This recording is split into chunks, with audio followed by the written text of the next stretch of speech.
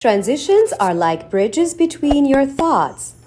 They help to make your speech or writing more fluent and natural. Hello everyone and welcome to my class. In this video, we're going to discuss how to improve your writing using transitions.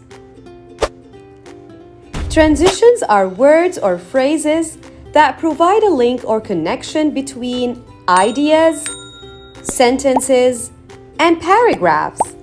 They help your reader to follow along with your ideas and see how they are related. There are different types of transitions used for different purposes. Let's look over some of these types and give some examples. Transitions of addition. These transitions help to add new information. Words commonly used: in addition, moreover, furthermore, and also. For example, we have to buy groceries for the week. Moreover, we should also refill the gas. The word moreover in this sentence is used to add more information. First, it says we need to buy the groceries. Then, moreover tells us there is another thing to do: refill the gas. It links these two tasks together. Transitions of contrast. These transitions show a different point of view or contradict the previous information. Words commonly used, however, on the other hand, conversely, nevertheless. For example, she's very good at maths. Nevertheless, she needs to work in her English. The word nevertheless in this sentence tells us there is a contrast or difference.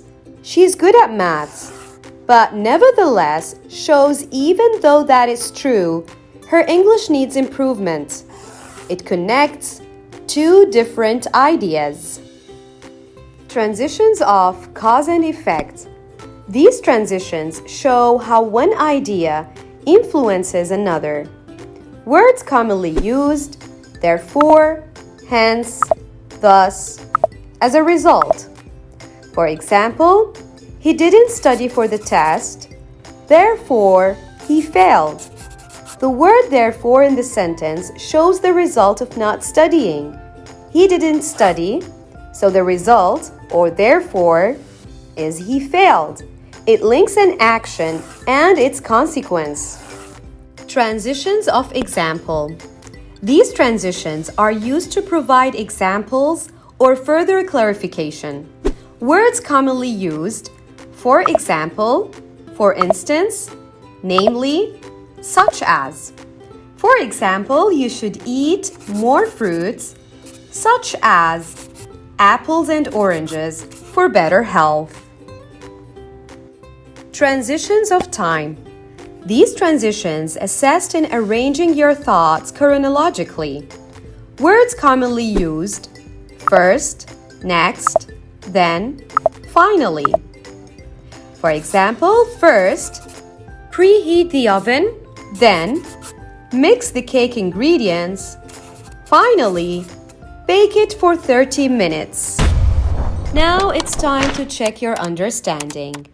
Here's a brief quiz to check your understanding of the use of transition words. Which transition word would best fit in the following sentences? I love the fall season. I do not like lower temperatures. Pause the video and think of the answer. Did you say, on the other hand? That's correct. We need to buy some vegetables. Let's get some fruits too. Again, you can pause the video and think of the answer. Did you say moreover? Good job. He studied hard for the exams. He scored top in his class. Did you say therefore? Excellent. And here is the last question for today. did you choose first and then? Excellent. Well, this is just a brief dive into the world of transitions.